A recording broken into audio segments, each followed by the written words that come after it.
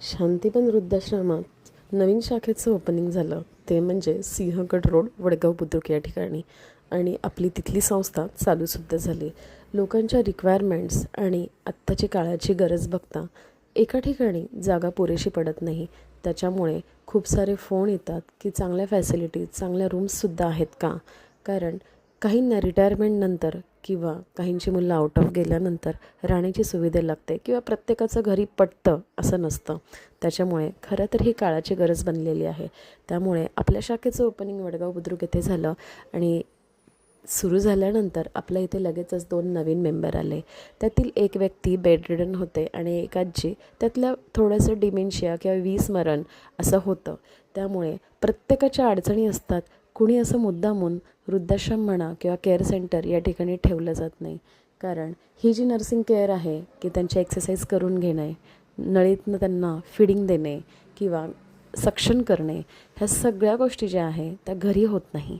त्यामुळे बऱ्याच वेळा मेडिकल सपोर्ट लागतो. म्हणूनच आपल्या सेंटरमध्ये त्यांची जी काही नर्सिंग केअर आहे की अगदी स्पंजिंगपासनं 2-2 तासाने फिडिंग देणं, त्यांचं सक्शन करणं, ह्या सगळ्या गोष्टी आपल्या इथे अगदी प्रामाणिकपणे आणि मनापासून केल्या जातात. त्याचप्रमाणे ज्या दुसऱ्या आजी आल्या होत्या त्यासुद्धा विस्मरण, लक्षात न राहणं, चालता येत नाही आहे तरीसुद्धा बाथरूममध्येच जायचं आहे हा हट्ट धरणाऱ्या ह्या अशा आजी होत्या. प्रत्येकाच्या अडीअडचणी फार वेगळ्या असतात आणि त्याचमुळे बऱ्याच वेळा आपल्याला अशा नर्सिंग केअरची आणि वृद्धाश्रमाची सुद्धा गरज पडते. आणि प्रत्येकजण कुणी मुद्दामून ठेवत नसतो.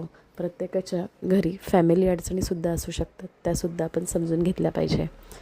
कारण प्रत्येकाला आपली व्यक्ती हवीहवीशीच वाटत असते. पण आता ह्यांचा हट्ट पूर्ण करणं प्रत्येक घरच्यांना जमतं असं नाही आहे. आजकालच्या बिझी शेड्यूलमुळे प्रत्येकाला घरी वेळ देता येतो असं नाही आहे. आता ह्या आजींचंच उदाहरण घ्या.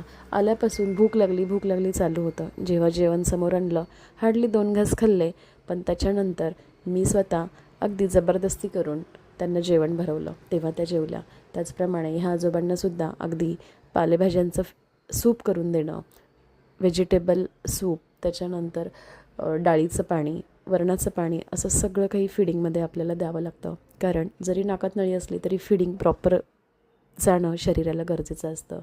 आजींचासुद्धा इतका अट्टहास चालू होता.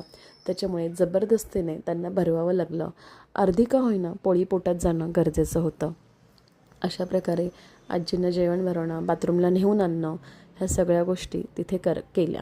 आणि आजचा दिवस माझा असा मस्त गेला 2 मेंबरसोबत की जे अगदी हट्टी होते. आणि मस्त जेवण केलं कारण मी टिफिन घेऊन येत असते, चहा पिला. आणि त्याचप्रमाणे सनलाईट तुम्हाला दाखवायचं राहिलं